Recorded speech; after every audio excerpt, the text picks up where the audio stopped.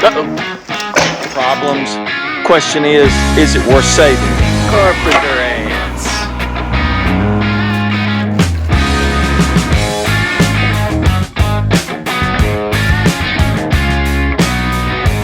Hey guys, almost a 50-year-old barn. It's got problems. Question is it worth saving? Is it better to fix it or tear it down? So guys, I'm over at my oldest boy's and on his farm, and there is a huge pole barn here. If you ever wonder what a pole barn, why they call it a pole barn, is because they take old telephone poles. Those are the big stanchions. They put the headers up, set the trusses on top, and voila, put metal roof on top, metal on the side if you want to enclose it, and you've got a pole barn. This one is old, but to answer your question, is it worth saving? Absolutely, it's worth saving, because to knock this down would cost money, take time, a lot of energy, and to replace this, God, I'd be scared to death to think of what it would cost in nowadays money. So what we're doing, so Corey has got damage with roof on the top. He has got damage on some of the poles, the telephone poles. We're going to address that. So we decided to start down here first. And guys, we worked all weekend, but we were so busy and we had so much to do. There was just no time to deal with cameras. So I'll catch you up, and I wanted to bring you along for the last part. And you'll see why here at the end, because it's going to be really cool. Stay for the last big reveal. But anyway, there was, as you know, we just got a big tractor, and we've got a big bush hog. The tractor will fit in the barn, but the bush hog would not. Want to try to keep that out of the weather as much as possible.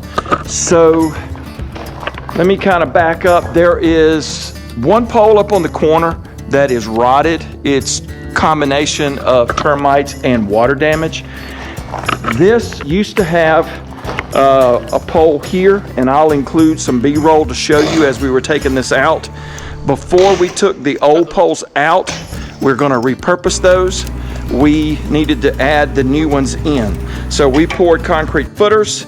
We reset these 6x6s. We cut all of this wood to fit, retied the barn back together, and when we're done, this opening will go from not quite 10 foot to almost 14 foot.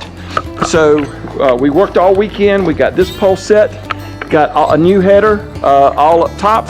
We did this side as well. And so for the last thing that I need to do, I'm gonna take the grinder with a cutting wheel on it, and I'm gonna cut this metal away. And when I do that, this is going to open up this whole area and make it a lot bigger so I can get the tractor in. So I thought I'd bring you guys along for the last part. I know I'm rattling on here, but there's a lot to update you on. So you know me, let's get back busy. I'm gonna fire.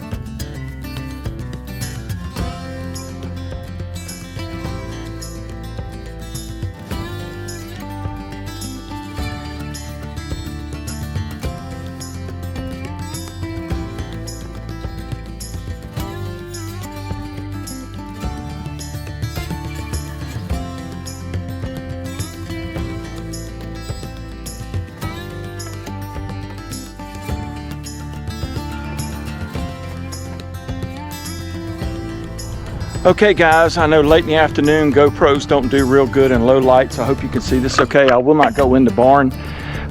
Did pretty good with my cuts. My blade was getting very dull, and I got one part that's crooked here, but when I get a new blade, I'll come and cut that and even that up. But other than that, I did a pretty straight cut. Anyway, this is now the new opening. It's so much bigger. And now let's go have a little fun, see if it was worth all the work. Let's go hop in the tractor and drive this bad boy in. I know it's gonna fit. This is the best part. All right, here we go.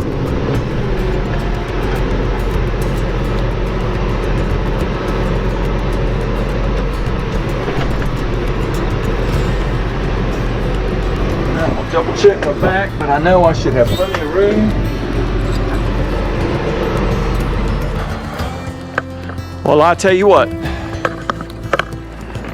that was worth every bit of work to get her to be parked in out of the weather. We got big time weather coming in for the next couple of days, which we are so dry and we need so bad. So glad to get this end of the project done. One more quick thing. I told you earlier in the video, we had cut out 2 telephone poles.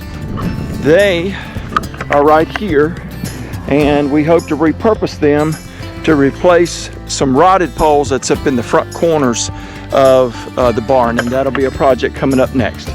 So anyway, guys, hey man, you know me, always one more thing coming with here at Project Next. So stay tuned, lots more projects on a 150-acre farm. I don't think you ever get done. So anyway, one more peek. Guys, thanks for tuning in. I'll catch you on the next one. Thanks for watching.